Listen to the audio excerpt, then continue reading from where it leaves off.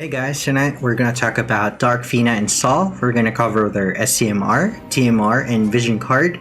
We're going to examine their kits, their strengths and weaknesses, as well as their rotations. And at the end, I'm going to give my final thoughts, so let's go.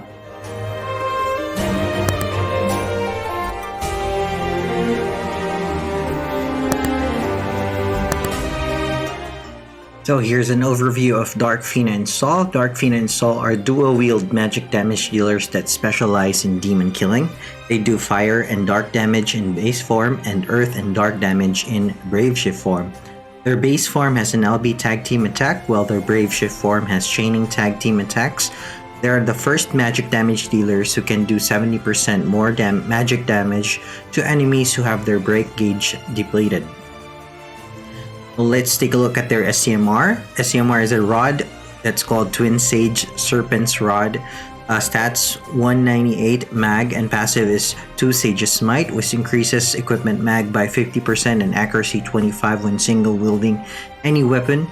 It also increases equipment mag 50% when dual wielding. So it has the second highest flat mag rod in the game, next to a maxed out Dark Gamatin at 224. 50% magic true double hand on a rod can also be found on Inari Broom, Tatsukiko's STMR, which has a flat mag of 170. 50% magic true dual wield on a rod is unique to this equipment only, and overall this is a really flexible weapon that magic and hybrid damage dealers would truly love. It also pairs well with their TMR, which gives 30% mag when equipped with a rod. Here is their TMR. It's called the 2 Sages Magic. It's a materia. Increases mag by 30, increases mag 30 when equipped with a rod. It also increases mag by 30 when equipped with a whip. This gives the highest mag bonus in the game at 90% when equipped with a rod and a whip. Witch's Cackle from Levage and Toto comes in at second with 80% unconditional mag. Best rod for them would be their SMR or Dark Gambitin. And the best whip for them would be Dark Empress Birch from Umbral Dragon Dark Fina. Overall, awesome TMR. Here's their vision card. It's called the Festive Preparations Team Sages. So you get this by awakening Dark Fina and Sol to EX1 or EX3. Level 1 HP 100, Mag 40. Level 10 HP 200, Magic 90. So level 4 ability is the Balloon Bonanza. 1 boost mag by 25 when equipped with a rod, boost mag by 25 when equipped with a robe. Same abilities at level 7, and also level 10 connecting with children, boost fire, earth, and dark resistance by 30%. Requirement is an FFBE unit. It has an average flat mag stat and a bit of HP. Not the best vision card for them, but still usable in both forms. The 100% mag bonus when equipped with a rod and robe certainly helps. So that's an A for me. Base form strengths. So the base form can equip daggers, staves, rods, harps, whips, maces, and fists. They can also equip light shields, hats, helms, clothes, armor, and robes and accessories. So they excel in fires, Chaos Wave Awaken Chains that can be quad casted. Their big skill is only on a 2-turn cooldown. They also have a dark CWA skill with a slightly lower mod than their fire skills. So here are their skills. The Scarlet Heat, fire magic damage 80 to all enemies, increase LB gauge 6 to caster, Chaos Wave Awaken Chains. Deflagrating Heat plus 2-turn cooldown, available on turn 2, fire magic damage 5 to 1 enemy and fire magic damage 100 to 1 enemy, Chaos Wave Awakened. And last is the Dark Execution. So this is their static skill, which is shared on both forms. Their Brave Shift form also has access to this. Dark Magic damage 77 to 1 enemy, Chaos Wave Awakened. So they can also be built for LB damage. Their LB damage is a Dark Tag Team attack that has 24 hits. They can boost their LB damage by 200%, and they have a 100% LB damage passive. You can take advantage of the tag team attack by capping it using a dark finisher like Riku. The LB is Verity's Judgment. Max level 40, 24 hits, requires 46 LB crysts. Grand Tag Team attack for this ability, And dark magic damage 100 times to all enemies. Enables skill for 4 turns to caster. Power of Chaos Dark Fina install. That's just a buff skill that buffs their mag and refreshes their MP and HP. Next is the 2 Sages Awakening Dark Fina and Soul. This is on a 5-turn cooldown, available on turn 1. Increase mag 300% for 4 turns to caster. Increase LB damage 200 for 4 turns. This can't be dispelled. Also enables their quadcast. Quadruples has its Sages. And their passive is called the Dark Power of Annihilation. Increase LB damage 100%, increase magic damage against demons and humans 250 respectively, and increase magic damage against broken enemies by 70%. So their utility skills are as follows. They have the ability to grant AoE physical and magic demon killer to the party. They can also imperil 3 different elements, namely dark, fire, and earth. So the Demon Destroyer is on a 5-turn cooldown, available on turn 1. Increase physical and magic damage against demons, 150% for 4 turns to all allies. They can also mitigate physical damage and magic damage taken against demons, 15% for 4 turns to all allies. Next is the Cosmic Devastation. Magic damage 30 with Ignore Spirit 50%, so that's 60, but non-elemental magic. Also decreases fire, earth, and dark resistance 120 for 4 turns to all enemies. Chaos Wave Awaken Chains. As for passives, they have unconditional 150% magic true dual wield, which is quite high, and 200% passive mag from the get-go. So they're pretty easy to cap and magic true dual wield and magic. They have innate dual wield and the 200% chain modifier cap increase.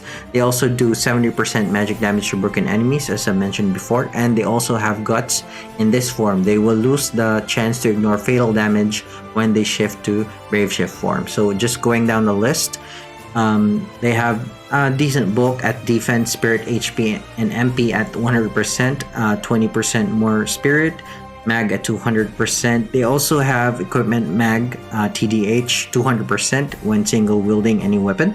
So if you want to go that route, you can do so. They're only missing 200 more to cap. Also, this 200 decreased chance of being targeted by 50%. That's a trust passive, so you need to equip their TMR or STMR. Also has dark resistance 60%, fire and earth resistance 40%, immune to charm, silence, paralyze, confuse, and petrify. Also increases LB gauge 5 per turn, LB fill rate 150, and MP 10% per turn, but that's a trust passive. You need their TMR or STMR to proc that. So what are their weaknesses and base form? I couldn't find anything. Not much wrong with their base form. It can take a while to build their LB gauge naturally. Otherwise, it is a solid magic damage dealing form. So how do we build their base form? Build them Magic True Dual Wield to take advantage of the increased damage modifier cap. Their STMR alone can cap their Magic True Dual Wield. Add their TMR to the mix, and that adds 90% mag if you equip them with a whip. A great whip for them would be Dark Empress Birch, as I mentioned before. If they are already capped in mag, use another rod like Dark Gamba for the high flat mag. If you want an LB focused build, if you want them to do damage using their LB as a tag skill, add Guardian of Light, Sora, that's a limited equipment from Sora, Kingdom Hearts 3, STMR, Alliance Heart from Squall, STMR also, Transpower from Angel of Death Kuja, that's his TMR, and Shining Arts Fundamentals from Madame Adele New Vision STMR to cap their LB damage. You can use a combination of both if you don't have a combination of equipment to cap their LB damage. The best vision card for them would be a Heartless Sage from Envy Soul with a plat mag of 100 and 130% mag when equipped with a rod. Other notable equips include Ark's Hat, that's Ark's STMR, Minister's Coat, that's Wizardess Shantoto's STMR, Cursed Doll from Achile, Heliolite from Sol STMR, Rabbinaster's Dancer's Clothing from Penelo's STMR, and Black Roselia is Delta Sakura's STMR. So here is a sample rotation for the base form. Turn 1, we buff their mag, LB damage, and demon killer. So the only damage there would be from the Cosmic Devastation, their Imperil. Imperil Fire and Dark by 120%, and then proceed to do fire magic damage using training skills and cooldown ability. So that's turn 2, Scarlet Heat, level 5 times 3, and then use the cooldown. And then turn 3, just use Quadcast Scarlet Heat, level 5. Fire off LB on turn 4, hopefully their LB gauge is full. And maximize damage using a dark finisher like Riku, Kingdom Hearts 3. So I calculated the damage, the modifiers. If they have an LB passive of 100 and active LB buff of 200, that would be 400 modifier. If you cap their LB, it will do more. Alright, so if not using their LB on turn 4, just train and use their cooldown and rebuff and re-imperil on the 5th turn. Alright, we're going to move on to their Brave Shift form. Brave Shift form strengths. It is available from turn 1. Also, duration is infinite. You can stay in this form infinitely. Cooldown to normal is 1 turn. Cooldown to Brave Shift is 2 turns. They can equip the same equipment as the base form. Dark, Fina, and Soul will shift their focus to Earth and Dark in their base form. Will shift their focus to Earth in their Brave Shift form, as opposed to Fire in their base form. Their Earth skill are tag team attacks. Their LB is a finishing move, so it only hits once. It's not a tag team attack. So here are their skills. Umber Devastation. Earth magic damage 85 to 1 enemy. Decrease Earth resistance 120% for 4 turns to 1 enemy. Also Chaos Wave Awaken Chains. Their tag skill is called the Earth Crystal Tag. Grant tag team attack for this ability. Earth magic damage 70 to 1 enemy. Tag skill, so you don't need a chaining partner for this one. It chains by itself. And also Earth Crystal Duo for 4 turn cooldown, available on turn 4. Grand tag team attack for this attack. Earth magic damage 140 to 1 enemy, also a tag attack. Their LB is an Earth finisher move that also imperils 135% for the same element. Their Earth imperil is currently the highest in the game. The next ones are Fina and Dark Finas, and Prelus Brave Shift form imperils at 130%. They retain their 100% LB damage passive and 200% LB damage buff in Brave Shift form. So here is their LB. Earth Serpent's Rush, max level 40, 1 hit, 46 LB Cris. Decrease Earth resistance 135 for 1 turn to 1 enemy. Also does Earth magic damage 120 to 1 enemy. And they retain their LB damage, which is 200% active LB damage buff, and also passive LB damage of 100%. So for utility, they can cure mag breaks from the party, buff Fire, Earth, and Dark resist by 90%, and boost Earth physical and magic damage from the party by 15%. They also retain their Tri-Imperil and Demon Killer buff skills. So it's called the Power of the Earth Crystal. This is 3 uses per battle, unique selection and multicast. So cure mag breaks to all allies, increase Fire and Earth Dark resistance 90% for 4 turns to all allies, increase Earth and magic physical damage 15% for 4 turns to all allies. And as far as their passives go, they're the same as their base forms, except for the loss of the chance to survive a fatal blow 1 time. Alright, so what are their BS forms weaknesses? They have no means of filling their LB gauge, so they need external LB fill support. They could fill their LB using their base form's fire abilities. So before shifting, you fill their LB gauge using the fire chaining skills and their base form, and then switch to Brave Shift form when you're ready to fire off the LB. Earth Chaos Wave Awaken Chains, which are quadcast and from Neovision characters, are very rare, so only Dark Fina Neovision Awakened can chain with them, or a juke.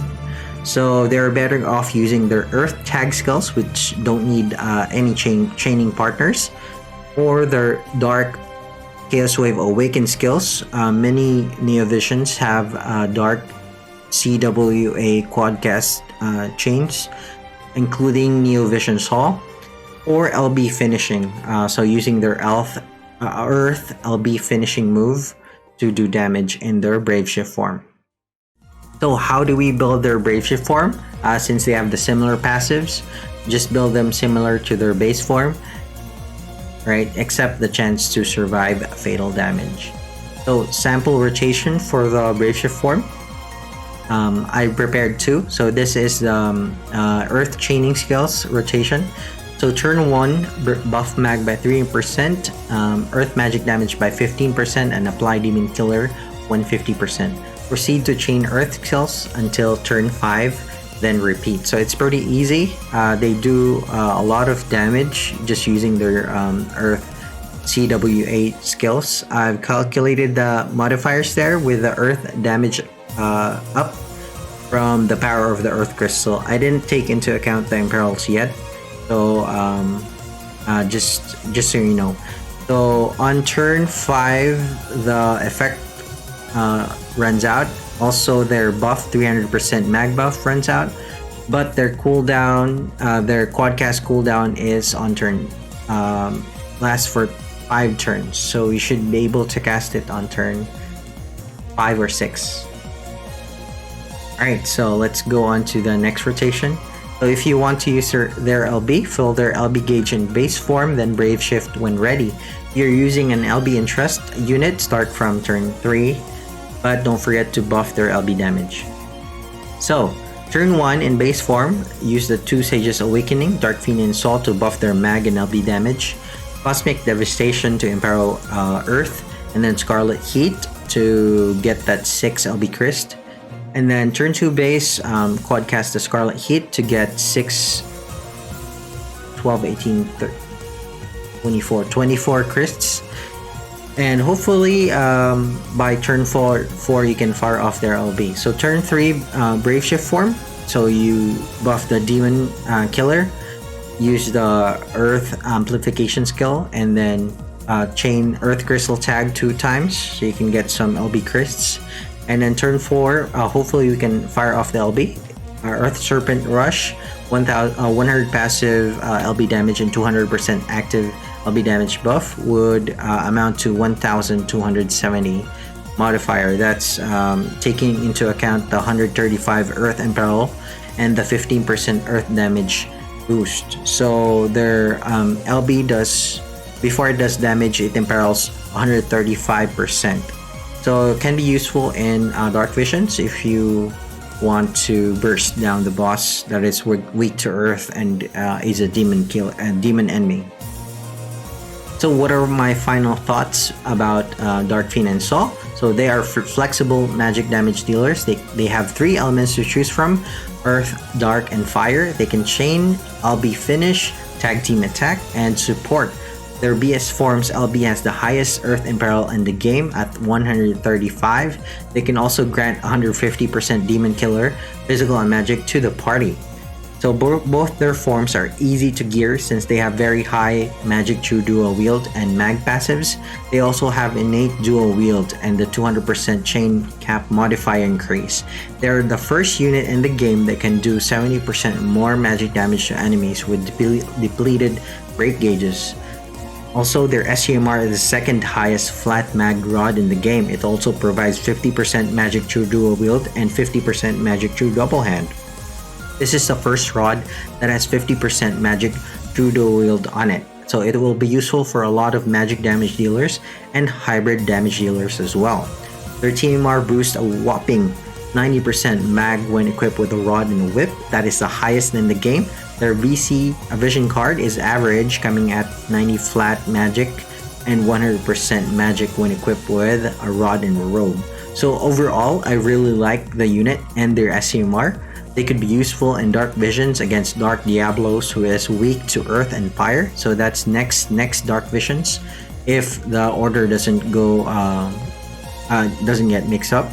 So, but I'm not gonna pull for them. I think they're a luxury unit, but correct me if I'm wrong, but I would be quite happy to get them off banner someday. So I really like their SCMR, really like their TMR also, but I think it's pretty easy now to cap mag with a weapon that is run through item world Also, I don't want their vision card. There are better vision cards for mag, but if you're struggling to find a mag-based vision card for your magic damage dealers, if you don't have Ibarra, or if you don't have Envy Soul, this is a good card for you. Just missing 10 flat attack compared to Envy Souls.